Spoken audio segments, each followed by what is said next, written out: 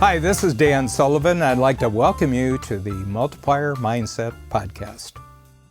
I've always been attracted to the activity of hiking in the outdoors, in forests and mountains.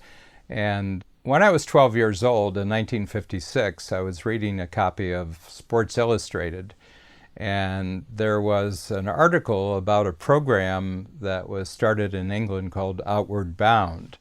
And what Outward Bound was and is a very simple program of taking groups of young people and putting them into physically challenging situations which require individual determination and persistence and requires teamwork with other young people that you're with in the group. And I was very attracted to this. I read this article and I cut the article out and I had a scrapbook. And I said, as soon as I'm able to, I'm going to go to this Outward Bound program. So I was 12 years old and I couldn't do it then. And they wouldn't have taken me at 12 years old because it was generally 16 years old or 18 years old. But when I was 20, I had just completed 2 years of university and I got tired of both working and going to school. And I dropped out a year and I decided to go traveling, and out came my article from 1956. I rode away. I was accepted by Outward Bound. I had saved up enough money. I flew to England. It was early November of 1964, Beatles time. It was just the beginning of the Beatles becoming a big thing. That was my first trip to London, and the school was in Scotland, way up north. There's a big body of water called the Firth of Moray. The main city is Inverness, and I took a train to Inverness and then another train out to a little town called Burghead, B-U-R-G-H-E-A-D, and started the Outward Bound School, which was 26 days. And it consisted of climbing in 2 mountain ranges in Scotland, the Strathfarers and the Cairngorms, also sailing on the North Sea in a schooner. So I went there and really threw myself into it. You know, I wasn't the most physically fit and I wasn't the strongest, but I did everything. I threw myself into everything, and it was the first older course they had, 20-year-olds, 21-year-olds, 22-year-olds. It was the first time they had ever done it, and I was one of the youngest. I was 20 years old. And at the end of the course, they gave a medal for the top student in that particular course, and I won it. It surprised me, but I won the best student, and that earned you dinner out on the last night with the head of the school, who was called a warden, interesting name. Then I had my own guide who had been with me all through the 26 days, and then there was another person who was actually a ship's captain.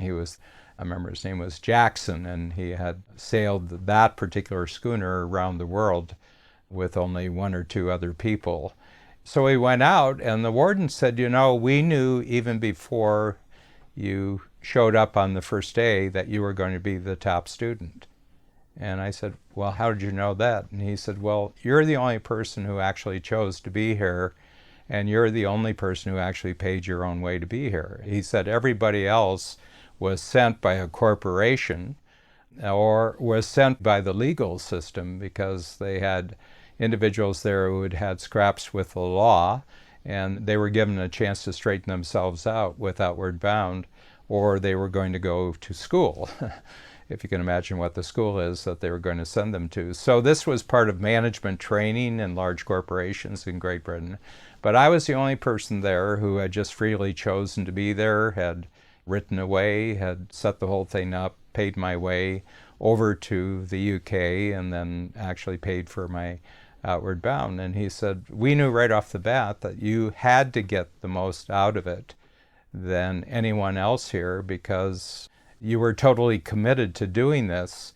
He said, and just remember that for life. He said, if you want to get maximum value out of anything and actually achieve the most results, always be the person who totally chooses and always be the person who pays his own way. Don't expect other people to set things up in your life, and don't expect other people to pay your way. And there are many things about Outward Bound that I still think about all the time. Without question, it was the single most formational educational experience of my life. If you took away all my experiences in life that I've learned from and then just let me have one, it would be the trip to the UK in 1964 and attending Outward Bound. That would be the one that I would hold on to. And a lot of Strategic Coach is actually framed out of the mindsets that underlay Outward Bound, the challenging yourself and always, when you think you can't go any further, you go further. But the two big ones are just the two comments that the warden made, and that is, be the one who totally chooses your experience, and then be the one who totally pays for yourself to be in that experience. Pretty good directions in every situation in life, regardless of what age you're in. Pay for yourself and make sure it's your choice.